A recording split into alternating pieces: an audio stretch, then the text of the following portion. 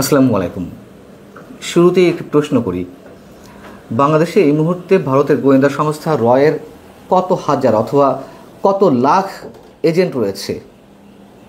এই হিসেবটা নিশ্চয়ই সরকারের দিতে হবে। আমরা ধরে নিতে পারি যে আওয়ামী লীগের সময় যেমনটা শুনতাম যে গাছের ডালে, গাছের পাতায়, আকাশে বাতাসে যেখানে সেখানে নাকি রয়ের এজেন্টের ছড়াছড়ি। তো আওয়ামী লীগের সময় থাকলেও এখন এই মুহূর্তে তুমুল ভারত বিদ্বেষী এবং মহান বিপ্লবী সরকারের সময়, ডক্টর মোহাম্মদ ইউনূস সরকারের সময় এত এত হাজার হাজার লাখে লাখ রয়ের এজেন্ট কেন থাকবে এই বাংলাদেশে? এবং যারা রয়ের এজেন্ট বলে বিভিন্ন মানুষকে আক্রমণ করছেন, সরকার কেন এই জায়গাটা পরিষ্কার করছে না যে অমকে অমকে রয়ের এজেন্ট? সরকার তো ছেড়ে দেওয়ার কথা নয়। যুদ্ধ অপরাধী গোলাম আজমের পুত্র, সাবেক সেনা কর্মকর্তা ব্রিগেডিয়ার জেনারেল অবসরপ্রাপ্ত আবদুল্লাহিল আমান আজমি গত কয়েকদিন ধরে আমাকে নানানভাবে হুমকি দিয়ে আসছেন। প্রিয় দর্শক, আপনারা জানেন, আপনাদের সঙ্গে শেয়ার করেছে, এবং তার এই ধুমকি ধামকি কিছুতেই কমছে না। তিনি প্রথমে বললেন যে দাঁত ভাঙা জবাব দেওয়া হবে, এরপর তিনি বললেন, মানে পত্রিকায় রীতিমতো বিবৃতি দিয়ে তিনি বললেন যে তার ফেসবুক স্ট্যাটাসে এই ধরনের শব্দ রয়েছে, এবং তার বিরুদ্ধে যিনি অভিযোগ নিয়ে আসছেন তাকেই রয়ের এজেন্ট, দালাল, ভারতের দালাল, আওয়ামী লীগের দালাল, এই ধরনের আপত্তিকর শব্দ ব্যবহার করছেন। যেমন সাংবাদিক নবনীতা চৌধুরী, সাংবাদিক আতিকুর রহমান পূর্ণিয়া, তাদেরকেও রয়ের দালাল বানানো হয়েছে। তার বিরুদ্ধে সমালোচনা করলেই এই ধরনের ন্যাক্কারজনক ভাষায় আক্রমণের শিকার হতে হচ্ছে এবং ভয়ঙ্কর ধরনের হুমকি দিচ্ছেন। পরবর্তীতে তিনি বললেন যে মঞ্জুর আলম পান্নাকে পত্রিকায় বিবৃতি দিয়ে বলছেন যে আমাকে নাকি নিঃশর্তভাবে ক্ষমা চাইতে হবে, নইলে আইনানুগ ব্যবস্থা নেওয়া হবে। শেষ নেই হুমকি ধামকির। স্পষ্ট করে বলতে চাই, নিঃশর্তভাবে ক্ষমা চাইতে হবে মিস্টার আবদুল্লাহিল আমান আজমি সাহেবকে। তার কারণ, অন্তত আমি তার বিরুদ্ধে যে কথাগুলো বলেছি, যেগুলো তার বিরুদ্ধে গেছে, পত্রিকার রেফারেন্স দিয়ে এবং সাংবাদিকতার সব ধরনের ইথিক্স মেনটেন করেই কথা বলে থাকি।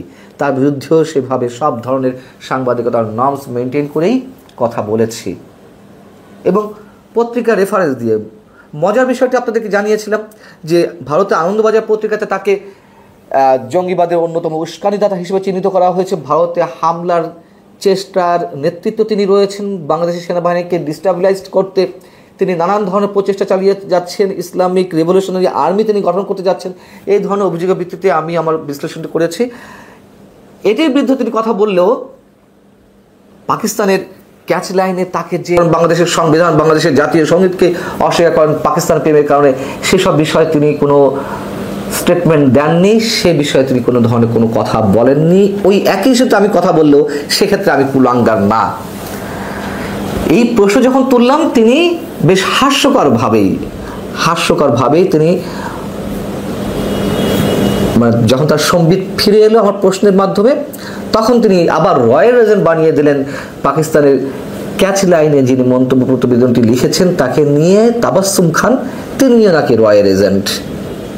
বুঝুন অবস্থা। তিনি তাবাসসুম খান সম্পর্কে কি বলছেন একটু বলি। পাকিস্তানে ভারত বা রয়ের এজেন্ট এই নারী, এই এজেন্টের বক্তব্যের সাথে সত্যের দূরতম কোনো সম্পর্ক নেই। আমি খাঁটি বাংলাদেশি, আমার প্রতিটি অণু, পরমাণু, শিরা, উপশিরা, লোমকূপ, রক্তবিন্দু বাংলাদেশি। যারা দেশপ্রেমিক তারা এটা ঠিকই জানেন, কেবল ভারত বা রয়ের এজেন্টরাই চেতনার বড়ি খেয়ে আমাকে ট্যাগ লাগিয়ে দেওয়ার চেষ্টা করছে। ওহে কুলাঙ্গারগণ, আমি চ্যালেঞ্জ দিচ্ছি, আমার কোনো কথা, কাজ বা আচরণে কেউ এ ধরনের কোনো প্রমাণ দিতে পারবে না। প্রমাণ তো তিনি দিয়েছেন নিজে, আমরা আর কি প্রমাণ দেব? তিনি কথিত আয়নাঘর থেকে, তার আয়নাঘরে থাকা নিয়ে তো নানা ধরনের প্রশ্ন আছে, কথিত আয়নাঘর থেকে বেরিয়ে তিনি একটি সংবাদ সম্মেলন করলেন ভার্চুয়ালি ৩রা সেপ্টেম্বর সম্ভবত। সেখানে তিনি কি বলেছিলেন? সেখানে তিনি নিজের নানান ধরনের অভিজ্ঞতা এবং ইচ্ছের বহিঃপ্রকাশ ঘটালেন।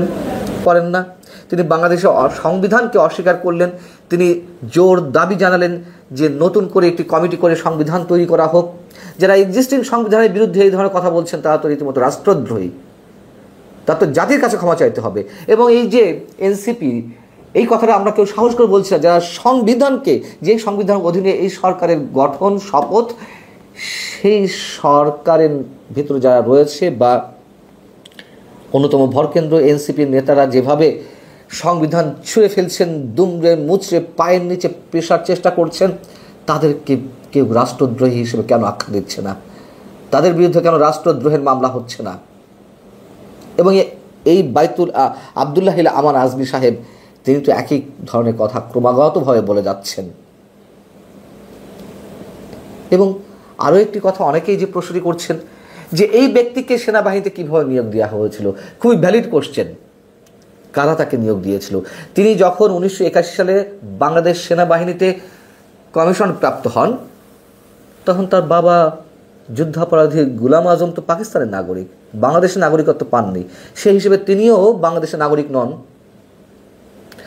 তাহলে তাকে কিভাবে নিয়োগ দেওয়া হয়েছিল? এবং ওই সময় যখন সেনাবাহিনীতে এটি নিয়ে প্রশ্ন উঠল যে সেই হিসেবে তার সামরিক প্রশিক্ষণ অবৈধ ছিল কিনা,